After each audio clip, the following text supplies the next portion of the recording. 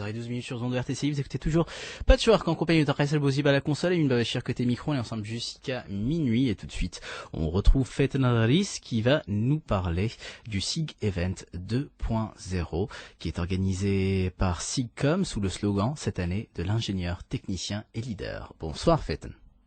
Bonsoir, ça va? Ça va, tu vas bien, on te dérange pas? Oui, non, pas du tout, au contraire. En plein préparatif j'imagine. Ah oui, en plein préparatif, extrêmement préparatif. D'accord, ça se passe pas trop mal? Non, ça va, tout va bien. Alors parle-nous de SIGCOM déjà, premier club dédié à la télécommunication au sein de l'INSAT. Oui, voilà. Donc SIGCOM, c'est un club qui a été fondé à l'INSAT le 25 janvier 2012. Donc c'est, comme vous l'avez dit, c'est le premier club qui est dédié à la télécommunication à l'INSAT. Donc pendant cette année, on a organisé par exemple des formations pour les membres du club et pour tous les étudiants de l'INSAT et même hors l'INSAT. Par exemple, on a organisé cette année une formation en LPI 101. J'ai tout compris. C'est la certification, le premier examen à passer pour la certification Linux de système d'exploitation. D'accord. Non, mais ça je comprends. Linux et tout, je connais. D'accord. Sinon, c'est organisé une formation pour OpenCV. Donc, c'est une bibliothèque qui est utilisée pour le traitement d'images et tout. Donc, voilà, en gros, c'est un peu ça, c'est comme... D'accord. Et donc, c'est un club qui est assez récent. C'est pour ça que le SIG Event n'en est qu'à sa deuxième édition. Et le SIG Event, cette année, est organisé en collaboration ou alors sous le signe de Break the Silence aussi, qui sera lancé en collaboration avec l'association Voix du Sourd de Tunisie. Exactement. Donc, ça, c'est une partie de notre événement. Donc, on va organiser un challenge. C'est le nom du challenge, Break the Silence. Donc, ce challenge, il va commencer à 17h le 23 avril, c'est-à-dire la veille de l'événement. Il va consister en la participation des équipes interfac. Ce sera des équipes interfac, donc ils vont faire une petite étude de projet sur un projet informatique qui va aider les personnes atteintes de surdité. D'accord. Donc, d'où la collaboration avec l'association Voix du Sourd de Tunisie. D'accord. Et est-ce que déjà lors de la première édition, vous aviez cette empreinte, pratique, cette empreinte pour rendre service lors du premier SIG Event avec notamment, je sais pas, vous avez peut-être collaboré avec une autre association sur une autre cause que l'on peut qualifier comme étant de noble? Non, en fait, je vous explique parce que SIG Event 1.0, il a été organisé en quelques mois, c'est-à-dire que, comme je l'ai mentionné tout à l'heure, le club il a été créé le 25 janvier, voilà. Et le SIG Event il a eu lieu en début de mai, donc on n'a pas eu trop le temps de faire quelque chose de pareil, c'est-à-dire qu'il y a un impact humanitaire, etc. Donc c'était une conférence, c'était plutôt une table ronde où on a eu la participation de quelques personnes, des enseignants qui nous ont parlé du domaine. C'était surtout le côté sympathique de la table ronde. On a eu. D'accord. C'était assez sympathique. D'accord, mais je comprends bien. À condition, bien sûr, d'être intéressé par les sujets, bien sûr, n'est-ce pas? C'est-à-dire pour SIG Event 2.0 cette année? Non, pour le 1.0. Ah oui, bien sûr. Bon, l'année dernière, c'est vrai que c'était assez technique, disons. C'était pour les puristes, quoi.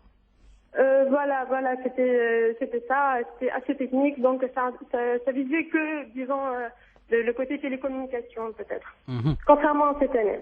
Et pourquoi avoir choisi de travailler sur un projet pour les personnes atteintes de surdité? Pourquoi avoir choisi de travailler sur, justement, avec cette association Voix du Sourd?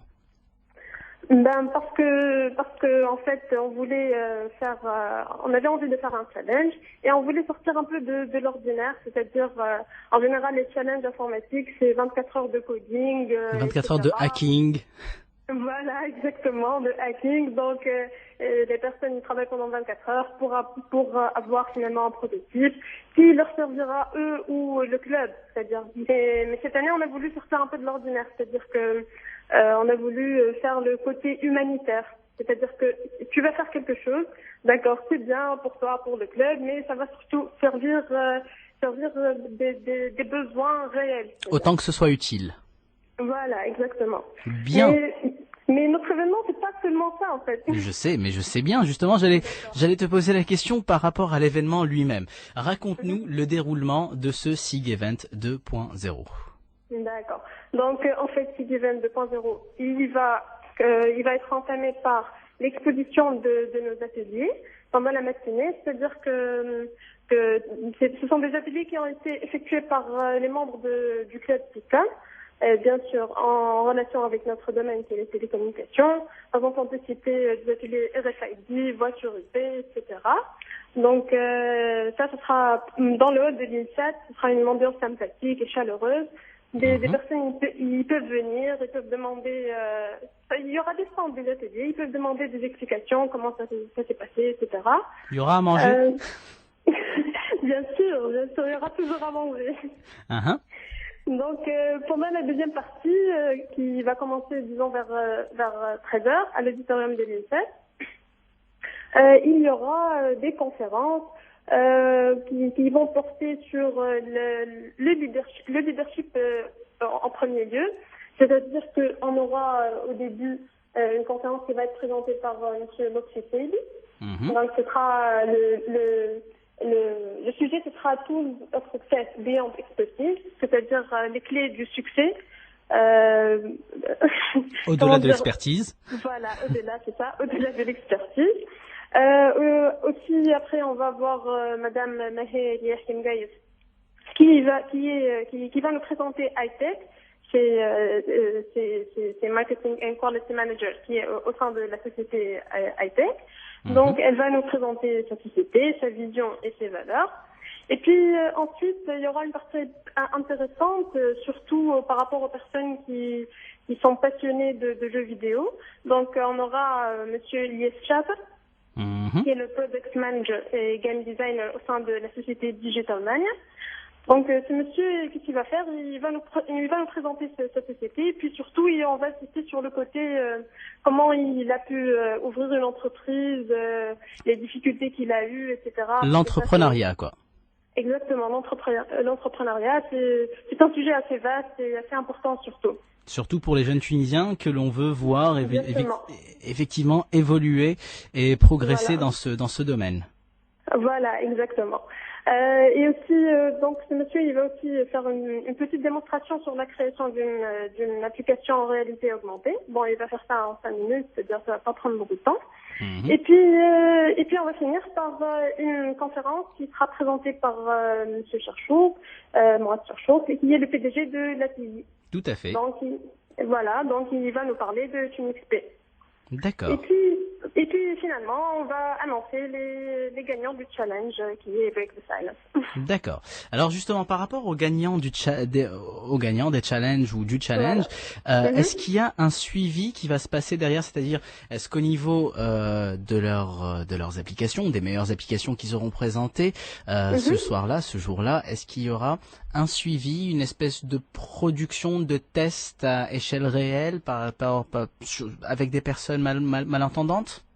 Oui, en effet, parce que les gagnants de ce challenge, l'équipe qui va gagner ce challenge, ce qu'elle va gagner, c'est la prise en charge de son application ou de son projet par l'association elle-même. C'est-à-dire que l'association, puisqu'elle veut des projets pareils, elle en a besoin. Donc c'est elle qui va prendre en charge le projet du début jusqu'à la fin. D'accord. Voilà. Bien. Je ne sais pas si on a fait le tour à peu près. Est-ce qu'il y a quelque chose qu'il faudrait rajouter? Non, normalement, j'ai parlé de tout. Non, tu n'as pas parlé de tout. Tu n'as pas parlé des artistes qui vont venir présenter leur musique. Oui, j'allais y venir, en effet. Vous avez raison. Donc voilà, notre événement, pendant notre événement, on va avoir des pauses musicales entre les conférences, bien entendu. Donc on va avoir... Oui. 2 pour être exact. 2, c'est-à-dire l'heure. 2, d'accord. 2 pauses musicales. Oui. On aura 2 pauses musicales. La première, ce sera le groupe Mood Insat. Donc, c'est un groupe qui est fait à l'INSAT, qui est conçu à l'INSAT. Et puis la deuxième pause musicale, ce sera avec un très talentueux guitariste qui s'appelle Zied Baga. D'accord. Voilà, donc ce sera pendant les conférences qu'on va organiser. D'accord. En parlant de lauréats et de talents de l'INSAT, je ne sais pas si tu as un peu suivi, ces temps-ci, il y avait, il y a Enis Arwini, qui est un ancien de l'INSAT, qui est une personne qui a inventé un nouveau type d'éolienne, un nouveau type de machine à créer de l'énergie à partir du vent, qui n'a rien à voir avec l'éolienne en réalité, et qui en fait capte le vent sans rotor, sans système sans système d'hélice, mais avec un système de voile qui capte directement. Et c'est une personne qui était étudiant comme vous, hein, à l'INSAT, et qui a cru à son idée, qui a véritablement cru à son idée.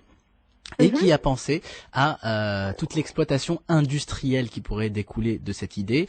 Et puis il est parti présenter son invention à Vienne. Il a breveté son invention aussi. Il a remporté le prix de la meilleure innovation.